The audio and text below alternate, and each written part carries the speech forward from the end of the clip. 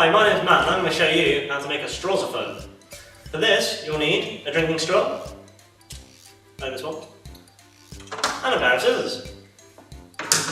Start by flattening off one end of the straw. This creates a reed like you get in a clarinet or a saxophone. After you've flattened it out, take your scissors and snip the V at the top.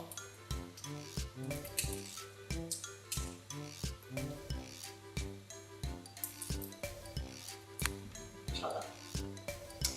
Then, a little further down the straw, you want to cut two small holes.